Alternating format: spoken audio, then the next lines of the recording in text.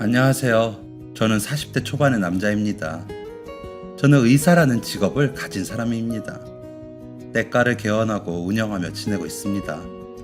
저는 이제야 행복이라는 단어를 떠올리고 사람답게 살고 있는 중입니다.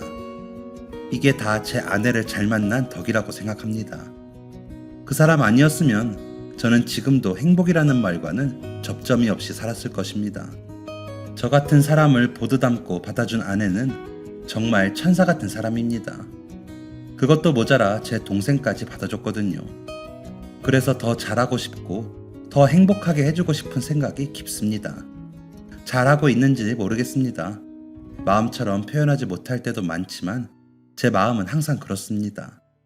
아내를 만나기 전에 제 마음은 사막처럼 메말랐었기에 마음을 표현하는 게 쉽지 않지만 해보려고 노력 중이긴 합니다.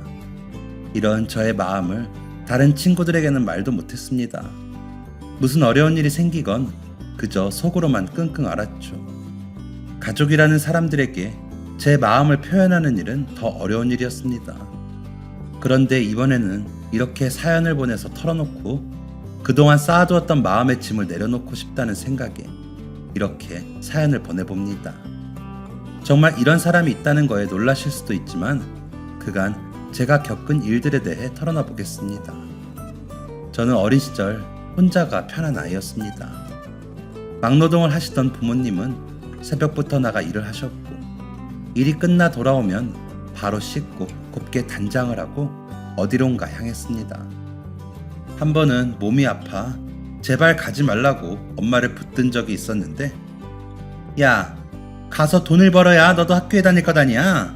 귀찮게 하고 있어. 자고 일어나면 다 나. 저리 가! 라며 저를 밀어내고 나가더라고요.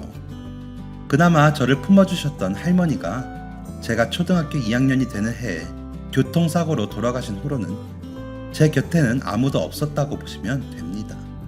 다행인 건지 학교에서 무료로 빌려올 수 있었던 책들이 있어 그 무료한 시간을 보낼 수 있었습니다. 도시락은커녕 집에도 먹을 게 없기 일쑤였습니다. 가끔 엄마 아빠가 사들고 들어오는 국밥이나 치킨 같은 걸 며칠씩 나누어 먹으며 버티곤 했습니다. 어린아이가 먹기에 짜고 매운 음식이어도 상관없었습니다. 그저 배만 차면 됐으니까요. 돌이켜보면 부모님은 제가 귀찮았던 것 같습니다. 새벽에 일어나 일을 나가면서도 한 번도 자고 있던 제 이불을 만져주거나 제 옷차림이 어떤지 알아준 적이 없었거든요. 학교에서 제 별명이 똑똑한 거지였습니다. 줄여서 똑거라고 부르는 아이들도 있을 정도였죠. 제가 빨아서 입는다고 해봤지만 작고 낡아 구멍이 난 옷들도 많았고 겨울철이나 장마 때는 미처 마르지 않은 옷을 입고 학교에 가 냄새가 날 때도 많았으니까요. 부모님은 그 정도로 저에게 정말 관심이 없었습니다. 오죽하면 담임 선생님이 부모님께 메모를 보내주실 정도였죠. 전화를 해봤자 받지도 않으니 소용이 없었나 봅니다. 그 메모에는 순철이 옷차림에 신경을 써주실 수 있을까요? 아이가 친구들에게 놀림을 받고 있어 학업에 지장이 가진 않을까 걱정이 됩니다. 어려우시겠지만 가정에서 신경을 써주시면 감사하겠습니다. 라고 쓰여 있었습니다. 수치스러웠습니다. 아이들이 놀리는 건 그럭저럭 견딜만 했는데 선생님까지 그렇게 생각하고 저를 바라보신다는 게 부끄럽더라고요. 그래서 그 다음날 일을 마치고 돌아온 엄마와 아빠 앞에서 처음으로 소리를 지르며 옷 사달라고 뒹굴었습니다. 팔을 잡고 방방 뛰며 난리를 쳤죠. 옷 안 사주면 학교 안 갈 거야! 라고 소리 지르는 저를 보고 부모님은 놀라더라고요. 2학년 때 할머니가 돌아가시기 전에 입었던 옷들을 4학년 때도 입고 있었으니 남들이 보기에 이상하기도 했겠죠. 그 이상함을 저 역시 알고 있었지만 말 꺼내기도 무서웠기에 모른 척 했던 거죠. 그런데 선생님들이 아시고 있다는 걸 안 순간 무서울 게 없었습니다. 난리를 피워서라도 옷을 사입고 학교에 가야 했습니다. 못 먹어서 키가 작은 건 감출 수 있지만 옷차림은 감출 수 없는 걸 그때 알았습니다. 지금도 외출하기 전에 한참 거울을 살피는 버릇이 있는 건 그 때문이기도 합니다. 그렇다고 옷을 잘 입는 건 아닌데요. 혹시나 옷에 이상이 있는지 살피게 되더라고요. 어린 시절의 마음의 상처가 그렇게 만들더라고요. 그렇게 겨우 문을 닫아가는 시장에 부모를 데리고 간 저는 웃옷 3벌, 바지 3벌, 신발, 속옷 5개를 사 집으로 왔습니다. 그때가 추석 전이라 아직 그렇게 춥지 않았는데 앞으로 닥칠 추위를 생각해 두툼한 옷으로 골라 가져왔습니다. 신발도 꾸겨 신던 걸 2사이즈나 크게 사서 왔죠. 옷도 3사이즈씩 크게 샀습니다. 제가 옷을 고르고 신발을 고르고 하는 동안 부모라는 사람들은 뒤에서 팔짱을 끼고 서서 제가 고르는 대로 돈만 내주더라고요. TV에서처럼 제 몸에 옷을 대어주고 신발을 신겨보며 웃는 그런 모습은 애초에 기대도 안 했지만 그 화가 난 듯한 모습에 저도 화가 나더라고요. 어쨌든 돈이 있으면서 제 옷이며 밥이며 챙기지 않았다는 생각에 배신감이 느껴지기도 했고요. 그렇게 시장을 보고 집에 왔는데 시장 입구에서 산 만두를 저에게 건넨 아빠는 필요하면 좋게 말로 하면 되지. 어디서 소리를 지르고 악을 써? 너 때문에 될 일도 안 되겠다. 오늘 나가서 안 풀리면 다 네 탓인지 알아. 싸가지 없는 놈. 이라고 하더군요. 다른 때 같았으면 그저 네 하고 말았을걸. 그날은 오기가 나. 그럼 그러기 전에 좀 챙겨주지 그랬어요? 오죽했으면 그랬을까? 모르겠어요? 선생님 메모 좀 보세요. 제가 그동안 어떤 꼴을 하고 다녔으면 저렇게 메모를 보내요. 안 창피해요? 라고 말대답을 해버렸습니다. 그렇게 말을 하는데 번쩍 하더니 뒤통수가 얼얼하더군요. 아버지는 이게 오냐오냐 했더니 아주 기어오르는구나. 오늘 아주 버릇을 고쳐주마. 라며 팔을 걷어붙이더라고요. 그 순간 아빠의 팔을 막은 엄마는 오늘 이러고 나가서 재수 없으면 어쩌려고 그래? 오늘도 이럴 거야? 차 시간 다 됐어. 다음 판에는 들어가야 할 거 아니야. 애가 뭐라던 뭔 상관이야. 됐어, 가. 지금 애랑 씨름하는 게 문제야? 라며 아빠를 끌고 나가더군요. 문을 닫으며 저에게 궁상 떨고 다닌 게 너 탓이지 왜 우리 탓이야? 지 할머니 닮아서는 남 탓은. 야, 너 할 일이나 잘해. 공부 좀 한다고 밖에서 오냐오냐 하니까 너가 뭐라도 된 것 같이 느껴지나 본데 너만큼 못하는 애들이 어디 있니? 우리도 너만 없으면 더 편한데 참고 기르잖아. 꼴값 떨지 마. 라는 말을 남기고요. 그때 느꼈습니다. 아, 이 사람들은 부모로서 나에 대해 정을 하나도 가지고 있지 않구나 라고요. 그래서 다짐했습니다. 꼭 나중에 잘 돼서 부모가 후회하게 해주겠다고 말이죠. 그러려면 열심히 공부하는 수밖에 없었습니다. 엄마 아빠는 그 후로는 다시 또 저에게 관심이 없었습니다. 제가 조용히 별말 없이 지냈으니까요. 다만 음식을 조금 더 챙겼고 그 다음 해에 짧은 옷을 새로 사주긴 했습니다. 그때 산 옷들은 초등학교 졸업할 때까지 입었습니다. 다행인 건지 제가 키랑 덩치가 확확 크지 못했거든요. 중학교에 가서 교복을 입으며 얼마나 다행이라고 생각했는지 모릅니다. 학교에 입고 갈 옷 고민을 할 필요가 없어졌으니까요. 게다가 물려받는 공짜 교복을 신청했는데 할머니와 알고 지내시던 슈퍼 아주머니가 본인 자녀 교복을 물려주셔서 교복이 2벌씩 있었거든요. 조금만 부지런하면 초등학교 때처럼 거지 같아 보이진 않았을 수 있어 좋았습니다. 머리도 그냥 짧게만 하면 되니까 제가 바싹바싹 가위로 다듬었습니다. 울퉁불퉁할 때도 많았지만 중2쯤 되자 실수를 거의 안 하더라고요. 그래서 공부만 죽어라 했습니다. 그러다 보니 전교 1, 2등을 넘나드는 성적을 받을 수 있었습니다. 그런 저를 칭찬해주는 부모님은 없었지만 지역 경시대회에 나가 장학금도 받아 가방이나 신발 같은 필요한 물건들을 사기도 했습니다. 가방이 바뀌고 신발이 바뀌어도 엄마 아빠는 모르더라고요. 몰랐겠죠. 관심이 없으니까. 현실적으로 돈이 생기자 저는 일부러 교회 대회에 나가기 시작했습니다. 참가비는 그 전에 받은 상금이나 장학금으로 내고 참가하여 또 상금을 타는 시기였습니다. 청소년 문예대회는 특히나 제가 좋아하는 대회였습니다. 학교에서는 제가 강단에 나가 상을 자주 타니 예뻐해 주셨습니다. 교장 선생님이 저를 따로 불러 우리 학교의 보물이야. 우리 순철군은 부모님이 많이 좋아하시지? 라고 하는데 마음이 아프더라고요. 저는 애써 괜찮은 척하며 네라고 대답하고 웃었지만 부모라는 사람들의 무심한 표정이 떠올라 괴로웠습니다.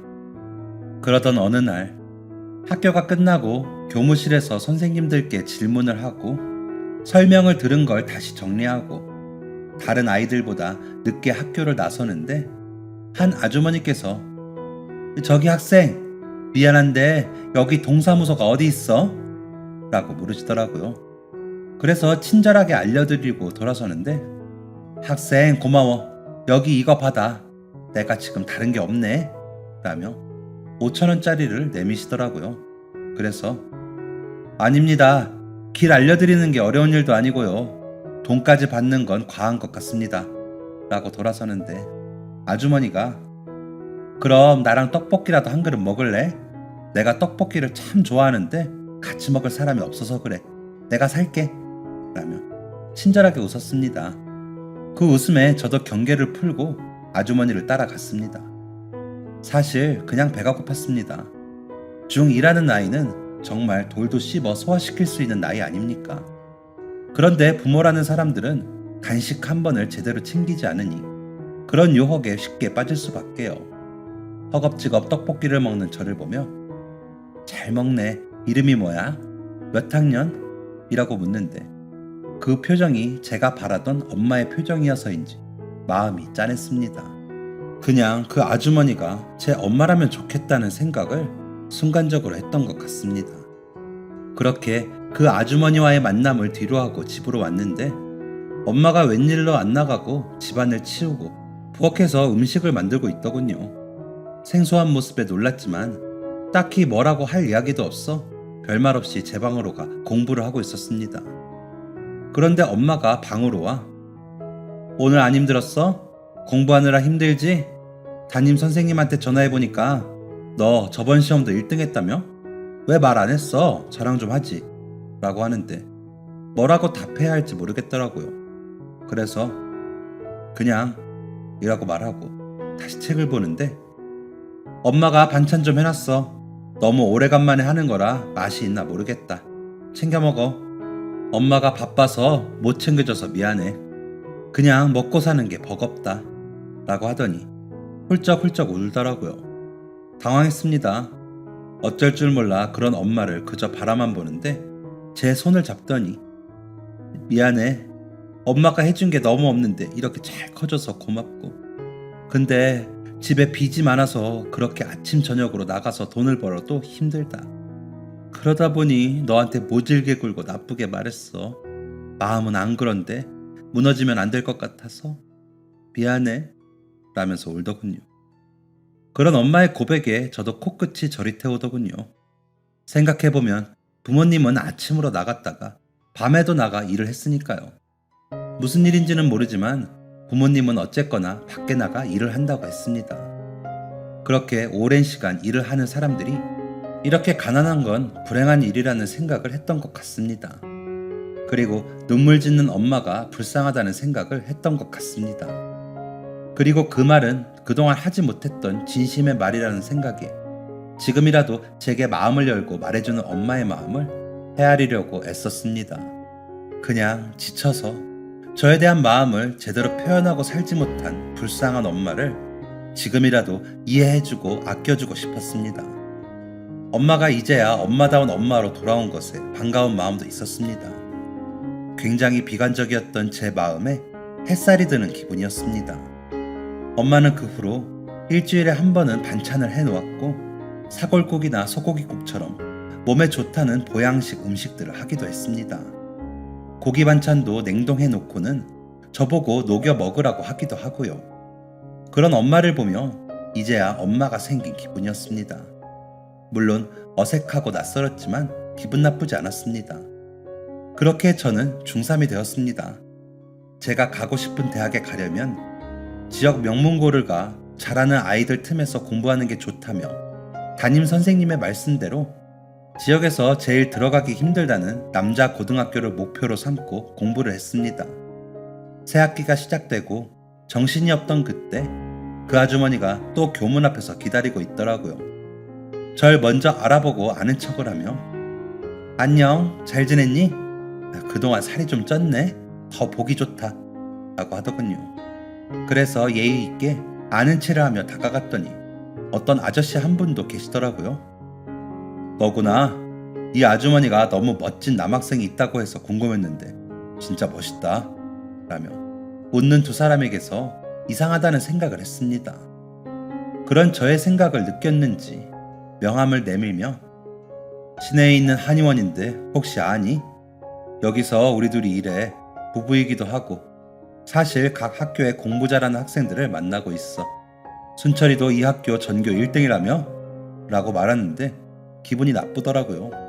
그래서 그런데요? 라며 다소 딱딱하게 말을 하니 그래 그래서 칭찬해주고 싶다고. 뭐 갖고 싶은 거 있니? 라며 끝까지 웃는 아저씨 곁에서 아주머니가 놀랐지? 우리가 어렵게 공부를 해서 지금까지 왔거든. 그래서 이제라도 우리처럼 어려운 학생들 돕고 싶어서 그래. 물론 단체나 학교를 통할 수도 있지만 그러면 이렇게 직접적으로 돕는 것보다 다른 데로 새는 게 더 많더라고. 그래서 번거로워도 우리가 직접 만나면서 돕고 있어. 라며 또 그 친절한 웃음을 하시더라고요. 엄마가 흘렸던 눈물도 생각이 나고 도움을 받을 수 있다면 좋겠다는 생각이 들어 저도 얼른 따라 웃었습니다. 아저씨는 그런 저의 팔목을 잡더니 오늘은 우리 순철이 신발 좀 사러 갈까? 가방도 낡았다. 같이 사자. 걱정하지 마. 라며 당시 제일 유행하던 브랜드 매장으로 데려가더라고요. 이게 무슨 횡재인가 싶어 눈이 휘둥그레해졌습니다. 그러면서도 그런 호의를 베푸는 부부가 고맙기보다는 왜 그러는 건지 궁금해졌습니다. 그런 생각들로 제가 주춤하는 듯 하는 게 보였는지 아주머니는 괜찮아. 진짜 순철이가 착해서 주는 거야. 우리는 돈이 많으니까. 라며 다시 그렇게 웃어 마음을 놓고 사주는 대로 신발과 가방을 받아버렸습니다. 그 만남을 시작으로 부부는 2주에 한 번꼴은 저를 찾아왔습니다. 만남이 더해질수록 불편함은 사라졌고 시기에 맞춰 제가 필요한 것을 제공하는 부부에게 고마운 마음을 가지게 되었습니다. 그렇게 5개월 정도를 만났을 때 부부는 다른 날과는 다르게 머뭇거리며 어색하게 웃는 얼굴로 저를 대하더군요. 곧 고등학교 입시인 연합고사를 앞두고 예민해져 있던 터라 그런 부분들이 더 눈에 띄었는지도 모르겠지만 너무 선명하게 느껴지더군요. 하지만 막상 대놓고 물어보지도 못하고 눈치만 보고 있는데 아저씨께서 순철아, 혹시 우리랑 같이 사는 건 어떠니? 라고 묻더군요. 놀랐습니다. 생각도 못한 제안이었으니까요.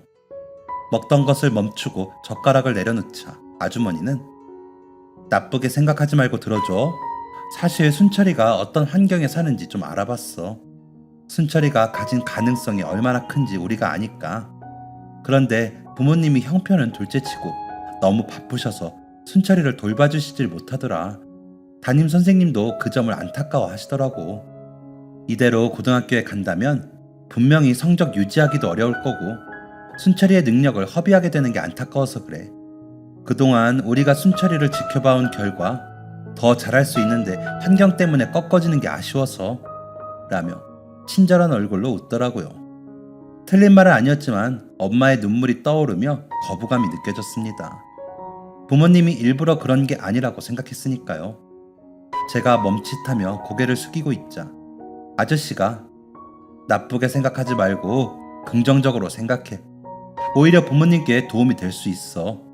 우리가 벌써 부모님께 여쭈어봤더니 부모님은 순철이 생각을 중요하게 생각하신다고 하시더라. 너의 앞날에 도움이 못 돼서 안 그래도 괴로우셨다고. 순철이도 부모님께 보탬이 되는 일이 아니라고 하더라도 부담을 덜어드릴 수 있다는 점에서 좋게 생각해봤으면 좋겠어. 라고 하는데 그 말이 제 마음에 꽂혔습니다.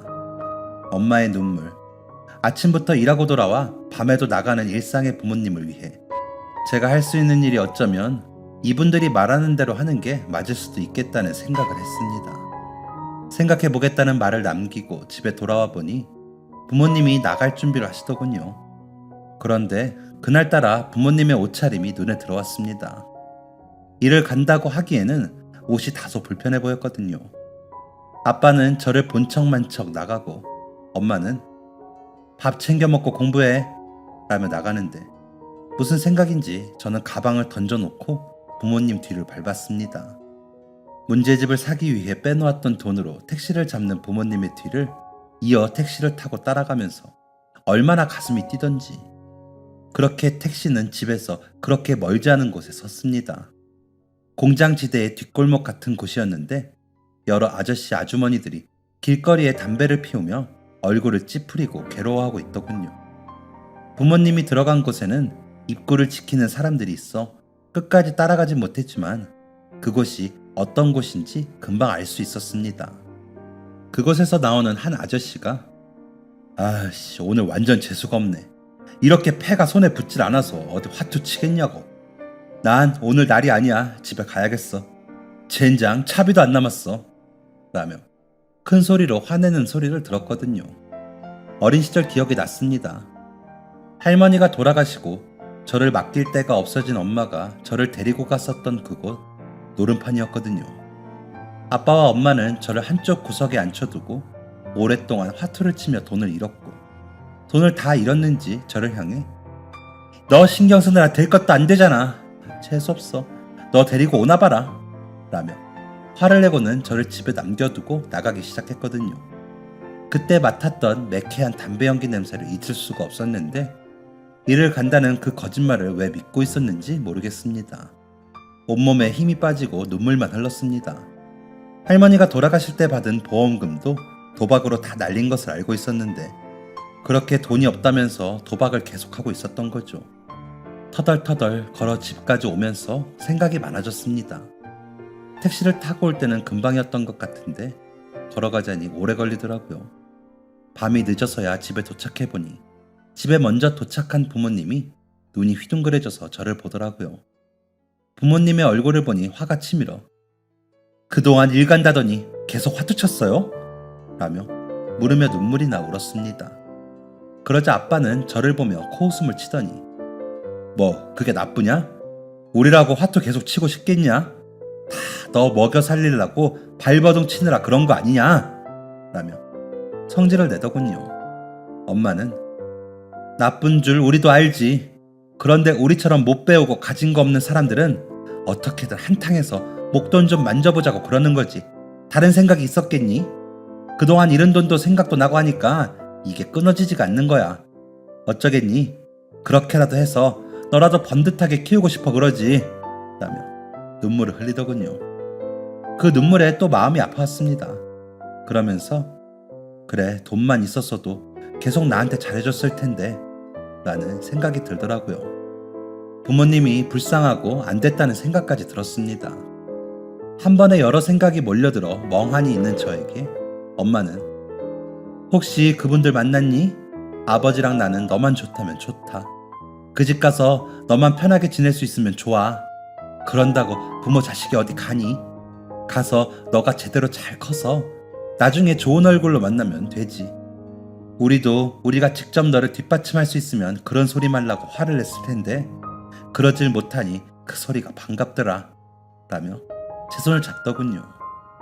그랬습니다. 부모님은 저를 보내고 싶어 하는 것이었죠. 오히려 저에게는 기회라는 말을 하면서요. 안 그래도 마음의 갈등을 어쩌지 못하고 있는데 부모님이 그런 식으로 이야기하는 것을 보고 나니 마음이 정해지더군요. 연합고사가 끝나고 학교가 정해지기 전에 그분들 집으로 가기로 결정했습니다. 그분들이 확실하게 하고 싶다고 하면서 호적도 정리가 되길 원하더군요. 부모님은 아무 의지도 없는 듯 그쪽에서 원하는 대로 다 맞춰주면서 저를 챙겨보냈습니다. 짐이라고 챙길 것도 없지만 그래도 짐을 챙기는 저에게 우리는 있고 가서 잘 살아. 잘 살다 보면 나중에 만나지겠지. 부모 자식 사이가 그렇게 옮겨간다고 뭐 없던 게 되니? 가서 잘 살기만 해줘. 라며 웃는 얼굴을 보니 잘 결정했다는 생각이 들었습니다. 그렇게 집을 떠나 그분들 차를 타고 도착한 집은 정말 으리으리하더군요. 시내에서 제일 큰 한의원을 운영한다는 말이 무슨 뜻인지 그제야 느껴졌습니다. 대문을 열고 들어서자 잔디가 깔린 마당에 한 남자아이가 놀고 있더군요. 추운데도 웃옷을 입지 않고 뛰던 아이는 저를 보고 달려와서는 형이야? 라고 묻더군요. 웃으며 말을 하는데 그 아이가 한눈에 봐도 좀 아픈 아이라는 게 느껴졌습니다. 아주머니는 그 아이의 어깨를 감싸 안으며 응, 형이야. 이제 형욱이 형이 왔어. 기다렸지? 반가워 해야지. 라고 하더라고요. 그러자 그 아이는 순박한 얼굴로 웃으며 형, 반가워. 사랑해. 라고 말하더라고요. 제가 좀 놀란 것 같았는지 아저씨가 놀랐어? 미리 이야기하면 선입견을 가질까봐 말 안 했어. 정신지체가 있어. 앞으로 많이 도와줄 수 있지? 정신연령이 7세 정도라 아이 같아. 라고 하더군요. 그리고 아무 일도 없던 듯이 제 방으로 안내하면서 웃는데 좀 이상하다고 생각은 했습니다. 방은 너무 잘 꾸며져 있었습니다. 형욱이는 따라 들어와 내 방은 저긴데 형 방은 여기야? 신난다. 라며 침대에 앉아 방방 뜨면서 웃더라고요. 덩치는 저만한 애가 그러니까 좀 이상해 보이긴 했지만 어린 아이처럼 웃는 모습이 귀엽다고 느껴졌습니다. 어쨌거나 제게 호의적인 모습이라 고맙기도 했고요. 짐을 푸는 저를 관찰하면서 웃으며 여기저기 달려갔다 오기를 반복하더라고요. 정신없이 짐을 정리하고 나니 아저씨 아주머니는 저를 거실로 불러 이제 우리가 너희 부모님이니까 아버지, 어머니로 불러주면 좋겠어. 그래야 정도 더 붙지 않겠니? 아무래도 우리가 좀 늦게 만났으니까 서로 노력을 해야 할 것 같아. 그치? 그리고 이거는 앞으로 지켜야 할 시간표. 라며 종이 한 장을 내밀더라고요. 읽어보니 잠자는 시간, 일어나는 시간, 식사 시간, 운동 시간, 쉬는 시간까지 쓰여 있더라고요. 시간별로 무슨 과목을 공부해야 하는지까지 쓰여 있었습니다. 놀라서 종이와 어머니 아버지를 번갈아 봤습니다. 그때까지 누구도 제 공부 방식에 참견이 없었기에 더 놀랐던 것 같습니다. 그러자 양부모님은 크게 웃더니 놀랐니? 우리는 너랑 하고 싶은 게 너무 많아. 그러다 보니까 이렇게까지 한다. 너한테 해주고 싶은 게 너무 많아서 이것도 모자라. 라면서 제 손을 잡았습니다. 그분들의 기대에 부응을 해드리고 싶은 마음이 생겼습니다. 그렇게까지 저에게 관심을 주는 사람들은 처음이었으니까요. 시간표대로 움직였습니다. 처음엔 적응이 안 되어 좀 버겁기도 했습니다. 식사량도 정해진 만큼, 운동량도 정해진 만큼 해야 했습니다. 식사의 질은 매우 좋았습니다. 한약까지 먹으니 확실히 몸이 좋아졌는지 키가 겨울방학 동안 10cm가 크더군요. 갑자기 크니 옷이 다 작아져 불편하다고 느꼈는데 어머니가 백화점에 가더니 옷을 잔뜩 사와서 옷장을 가득 채우더라고요. 옷을 산 지 3개월도 안 되어 옷이 작아져 좀 곤란했는데 말도 없이 그렇게 사오는 모습에 감동을 받기까지 했습니다. 좀 넉넉하게 샀어. 더 클 것 같아서. 불편하면 이야기해. 알았지? 라고 하는데 이렇게 나를 위한 사람들이 있었나 싶더라고요. 입학식에 갈 때도 좋은 교복에 좋은 신발, 좋은 가방을 메고 나니 기분이 남달랐습니다. 이제는 부잣집 아들이 되어 어디서도 꿀리지 않는 사람이 되었구나 싶어 으쓱하게 되더라고요. 입학 성적이 전교 1등이었기에 신입생 선서를 하는 제 모습을 사진 찍기 위해 어머니 아버지는 입학식에도 참석했습니다. 졸업식에서도 혼자였던 지난 날이 다 옛날인 것처럼 느껴졌습니다. 그렇게 저는 행복해지는 것 같았습니다. 동생인 형욱이는 저를 너무 좋아했습니다. 제가 쉬는 시간에 나와 화장실이라도 가려고 하면 어떻게 알았는지 달려와 형이다, 형! 이라며 좋아했습니다. 저를 안고 비비적거리기도 잘했습니다. 스킨십이 낯선 저에게는 처음에 불편하게 느껴지기도 했지만 악의가 없고 저를 진심으로 좋아하는 게 느껴져 점점 익숙해졌습니다. 친부모님에게 연락은 없었지만 그렇게 저는 새로운 가족들과 적응하며 잘 지냈습니다. 그런 줄 알았습니다. 3월이 되어 첫 모의고사를 봤습니다. 결과는 전교 1등이었습니다. 성적표가 나오던 날 기다렸다는 듯이 묻는 어머니에게 성적표를 내밀었습니다. 꼼꼼히 성적표를 살피던 어머니는 이를 악물더니 제 따귀를 때렸습니다. 우리가 그렇게 너한테 공을 들였는데 이걸 성적이라고 받아왔니? 지방 고등학교에서 전교 1등은 당연히 해야지. 그런데 봐라. 전국 등수가 이게 뭐니? 2000 몇 등?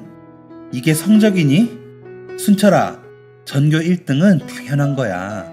전국 1등을 해야지. 안 되겠다. 과외 선생님 모실 테니까 그런 줄 알아. 지금 시간표는 그때까지만 하자. 라며 돌아서 버리는 어머니의 뒷모습을 보는데 볼이 얼얼해졌습니다. 멍하니 서 있는 책에 돌아보지도 않으며 뭐해? 얼른 들어가서 공부해. 수리 영역 할 시간이잖아. 라더군요. 제 방으로 들어섰는데 이게 뭔가 싶어 눈물이 나더군요. 그런데 형욱이가 문을 빼꼼 열더니 형, 이거 발라. 이거 아플 때 바르면 덜 아파. 라며 웃더군요. 그 모습에 저도 같이 웃어 보이고는 형욱이가 내미는 연고를 받았습니다. 그러자 살짝 더 고개를 내밀더니 제 볼에 호호하라며 불어주고는 나가더라고요. 형욱이는 항상 그런 식이었습니다. 제가 없을 때 먹었던 간식이 마음에 들면 꼭 남겨놨다가 주곤 하더라고요. 고마웠습니다. 형욱이는 거짓으로 마음을 꾸밀 수 없는 아이였기에 더 고마웠습니다. 진심으로 저를 좋아해주는 유일한 사람 같아서요. 어머니 아버지는 성적에 집착이 강했습니다.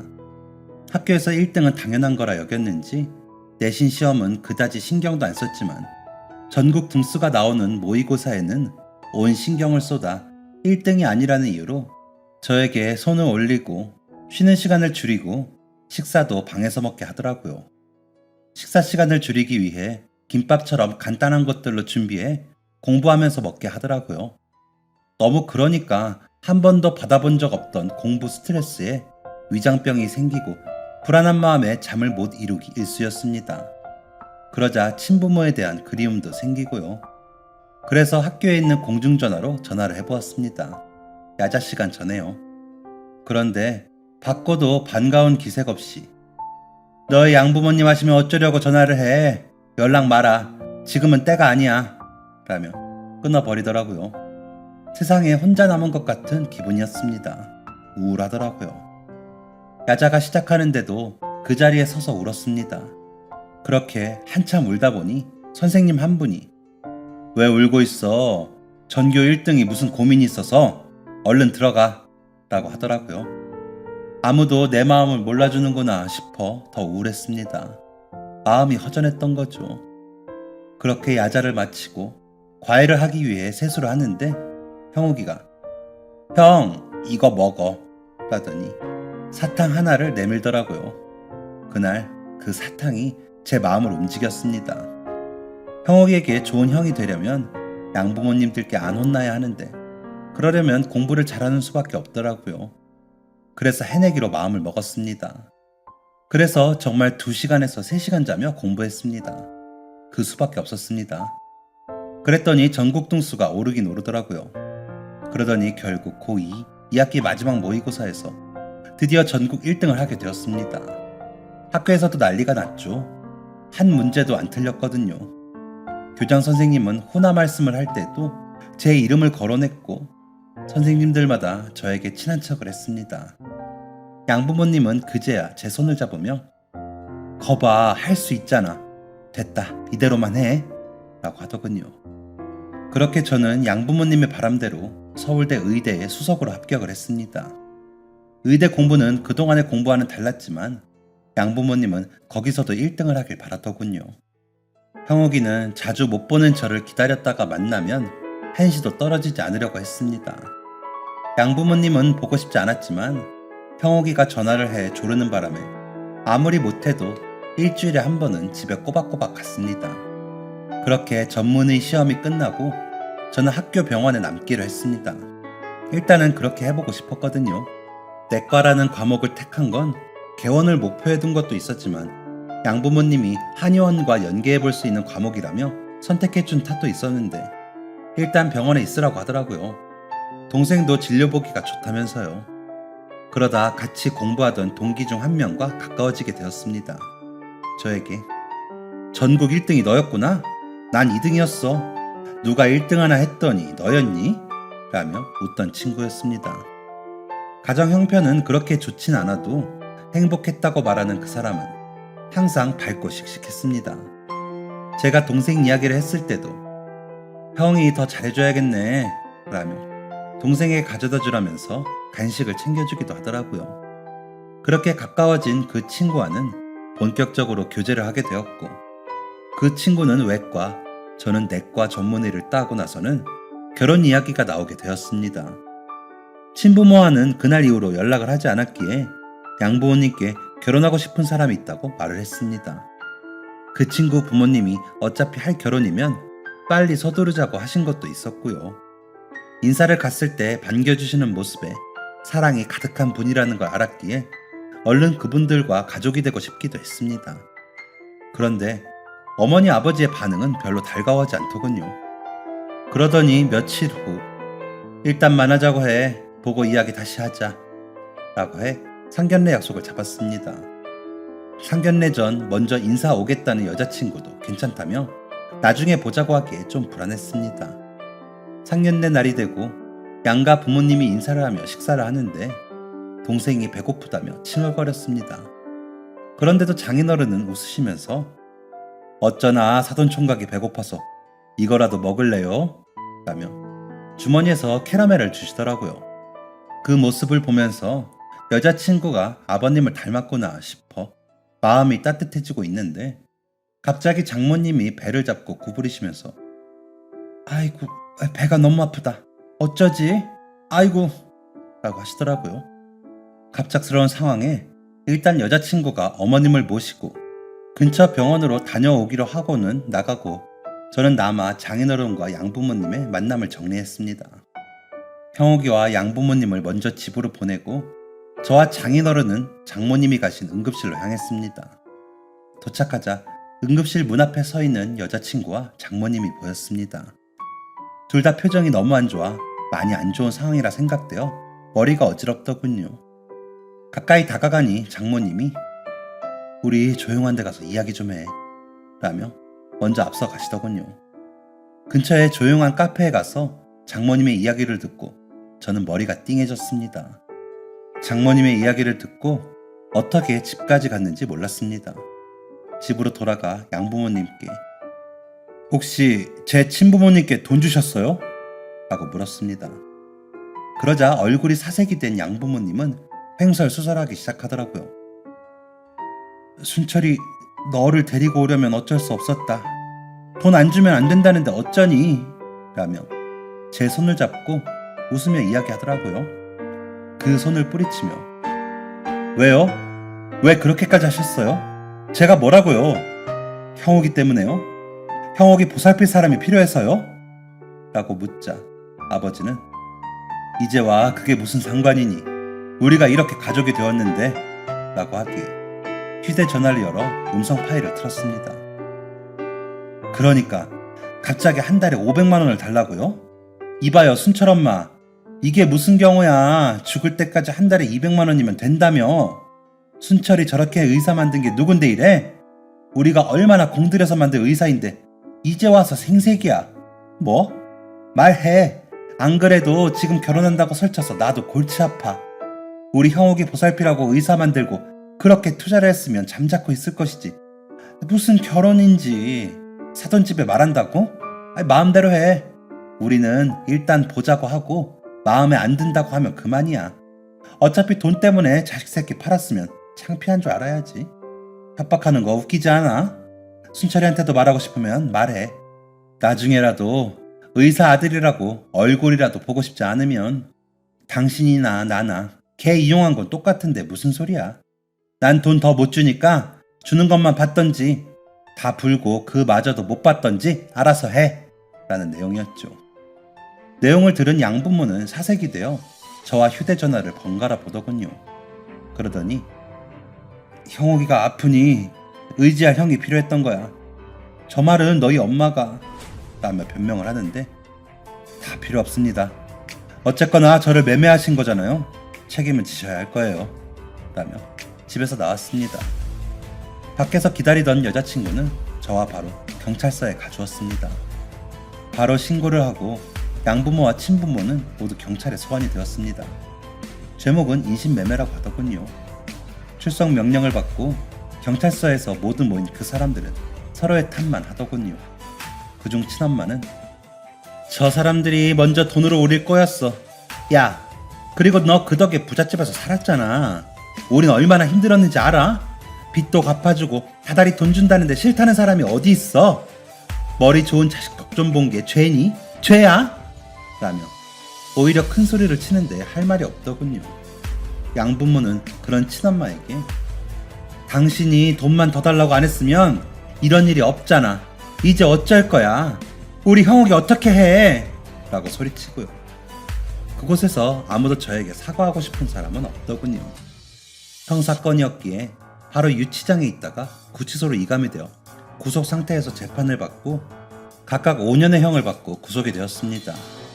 양부모는 울고 친부모는 끝까지 악을 쓰며 자식 낳은 덕 좀 본 게 무슨 죄야? 내가 감옥을 왜 가? 라며 소리를 지르며 끌려가더라고요. 기가 막히고 어이가 없었습니다. 진짜 죽고 싶더군요.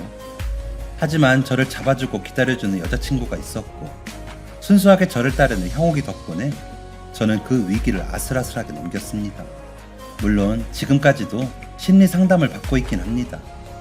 양부모님은 마지막 만남에서 진심으로 사과를 하더군요. 형욱이 때문에 너를 만났지만 너가 진심으로 좋았다. 그래서 우리랑 같이 살기 전부터 너 해먹이라고 음식 보내고 했어. 그때 얼마나 좋았는지 모른다. 형욱이가 건강했으면 이런 기분이었겠다 싶었어. 물론 동기불순했지.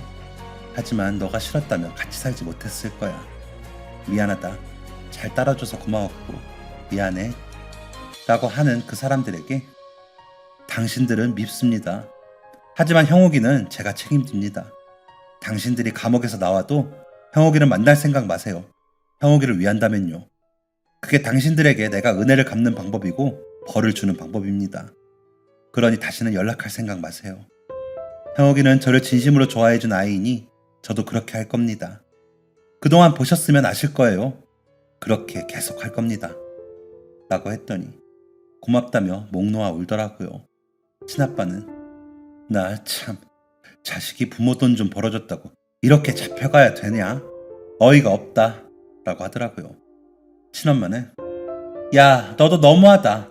그렇게 호의호식했으면 그냥 살지. 신고를 해? 넌 페르나야. 나쁜 새끼. 좀 똑똑해서 써먹은 거 가지고 인신 매매? 웃기고 있네. 야, 다 됐고 감옥에서도 돈 쓸 때 많다니까 영치금이나 두둑히 넣어. 알았어? 의사 됐으니 돈 잘 벌 거 아니야.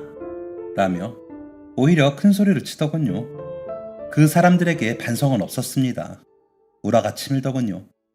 그래서 나중에 면회는 안 하고 영치금만 100원 넣고 왔습니다. 그러고는 편지를 썼죠. 당신에게 쓰고 싶은 돈은 이게 끝이라고요. 형욱이를 데리고 와서 저는 보호사분을 채용하고 센터를 알아봐 등록을 하고 지내고 있는데 아무래도 남자 둘이 살다 보니 어려움이 생기더라고요. 그래도 어떻게든 제가 해보려고 노력했습니다. 그런데 여자친구가 우리 언제 결혼해? 라고 하더라고요. 그래서 나랑 결혼을 한다고? 라고 했더니 그럼 안 해? 이제는 진짜 가족이 돼야지. 너 나 없이 살 수 있어? 우리 엄마도 사돈총각 보고 싶대. 우리 엄마가 이 사건 주역이잖아. 너 힘들다고 기다려주자고 했는데 언제까지 기다리냐? 라고 하더군요.